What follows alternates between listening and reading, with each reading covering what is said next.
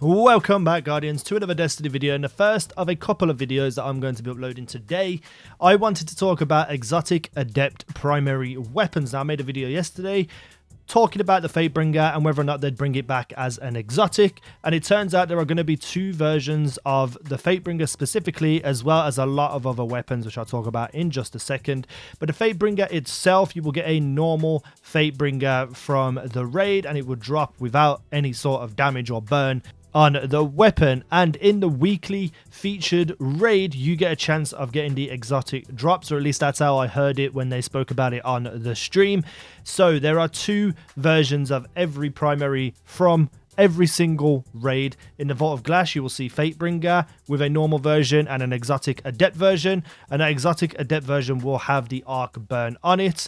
You also look at things like Vision of Confluence, that will have a normal legendary version and an exotic adept version. And every single weapon primary from all of the raids, including Wrath of the Machine and King's Fall, which never did have elemental primaries, they will now have elemental primaries available in exotic adept versions. So there's a lot to talk about here, a lot of weapons that are going to be available, a lot of duplicate weapons in terms of a legendary version and an exotic adept version. But it really works out in the sense that, you know, if you want to do a Nightfall where Arcburn is the modifier, you could then choose to use the exotic fatebringer to get that extra damage and make the Nightfall a little bit easier.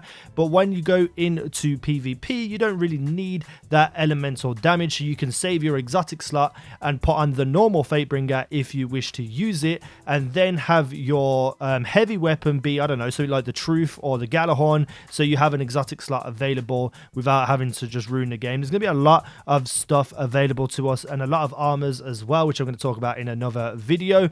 One thing that I am quite worried about is vault space. Now, I don't know about you guys, but my vault is pretty much full right now, and I barely have any of the older stuff because I'm not really a hoarder in terms of collecting old stuff anyway. I have to get rid of a lot of weapons now that are like duplicate weapons, like level 400 that I was using to infuse. I'm going to have to get rid of a lot of this stuff to make room for everything that is going to be coming in Age of Triumph. And it's a little bit worrying that they created so many things and didn't increase vault space for us. Just for argument's sake, the four raids that you have, there's going to be 5 items in terms of armors alone, and that is going to be obviously helmet, chest, arms, feet, and a class item. That's 5 items from every single raid. There's 4 raids, so if you have 3 different characters, a Titan, a Warlock, and a Hunter, and you complete all the armor sets for all of the raids, you are going to use 60 slots in your vault space.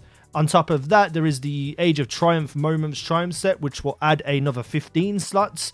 And then on top of that, there's weapons galore and exotic adept versions of them as well. So I'm a little bit concerned about vault space, and I really do hope they reconsider and add in some extra vault for us, because otherwise we're going to be overflowing to the brim, and we're going to have to delete a lot of stuff that we may like or have good rolls on just to getting the nostalgia of all of the things that are coming back. So this is just going to be a short little video. There's going to be 2 more videos talking about all the different weapons, the changes, the ornaments available to certain weapons, and then a separate video on armors as well coming across the rest of today. So hit the like button if you're excited for Age of Triumph. Subscribe to this channel if you wish to. Thank you for watching. I've been easynow, and you guys have been awesome.